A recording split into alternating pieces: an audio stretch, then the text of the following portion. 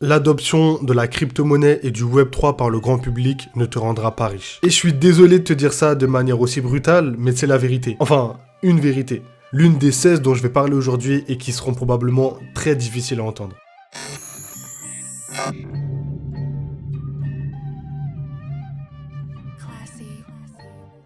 Donc, l'adoption de la crypto et du Web3 par le grand public ne te rendra pas riche. Ça te servira simplement à gonfler ton ego pour dire que t'étais là avant tout le monde. C'est tout. Et d'ailleurs, rien qu'aujourd'hui, on peut le remarquer. Si un certain nombre de personnes peuvent déjà se vanter d'avoir été dans Bitcoin il y a 10 ans, parmi ceux qui ont perdu leurs clés privées, ceux qui ont déjà tout revendu il y a 10 ans, ou même ceux qui se sont fait scam, combien d'entre eux sont réellement devenus riches grâce au Bitcoin? Donc oui, l'investissement en crypto peut te rendre riche, ça c'est vrai et factuel, mais ce sera pas grâce à l'adoption de la crypto par le grand public. Donc, si tu veux faire grossir ton portefeuille, regarde ma vidéo. Non, ça c'est pas dans le script. Si tu veux faire grossir ton portefeuille, apprends à investir correctement. 2. L'adoption de masse du grand public n'arrivera pas au prochain bull run. Et ni au suivant d'ailleurs. Parce que c'est un très long processus qui mettra encore beaucoup de temps si bien évidemment il arrive. Certes, le Web3 est un secteur innovant et toutes les technologies blockchain aussi, mais c'est pas pour autant que dans 4 ans, 70% de la population vont les utiliser. Pour rappel, à l'heure actuelle, il y a à peu près 10% de la population qui ne serait-ce que possède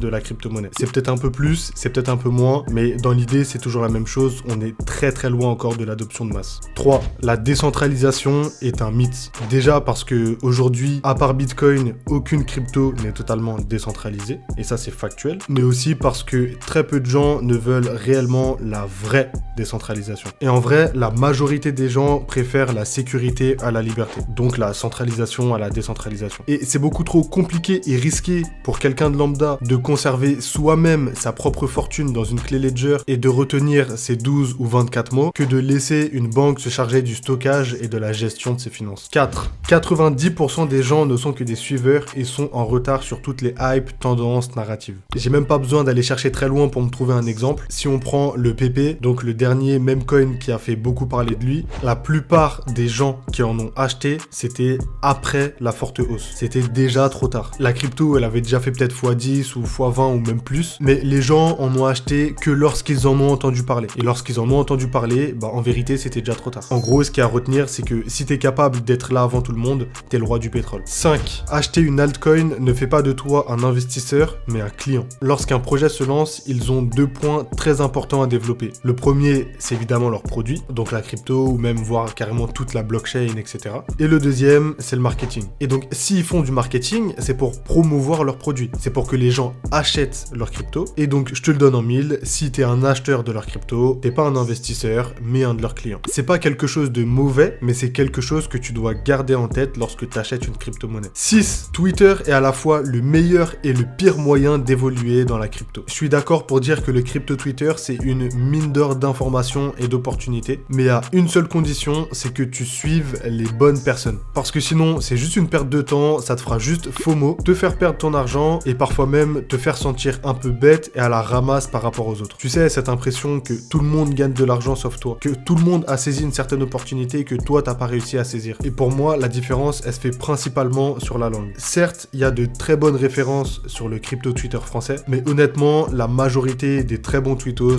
sont anglophones. 7. Tout le monde s'en fout de la blockchain et de comment ça marche. Honnêtement, les gens veulent juste savoir comment est-ce que ça peut les aider et qu'est-ce que ça va leur apporter au quotidien. À l'heure actuelle, les gens ne voient que le fait que ça peut leur apporter de l'argent, donc le gain financier, et donc ils investissent dessus. Mais c'est tout. 8. Même si la technologie est révolutionnaire, 99% des NFT n'ont aucune utilité. Et même pour ceux qui en ont une, l'utilisation d'un NFT est juste un petit plus par rapport à ce qui existait déjà. Aujourd'hui, seule la détention de ce qu'on appelle un blue chip sera bénéfique, mais seulement pour quelqu'un qui saura utiliser correctement les opportunités, les connaissances et le réseau que ça apporte. Autrement dit, 1% des NFT ont une utilité pour seulement 1% des gens. 9.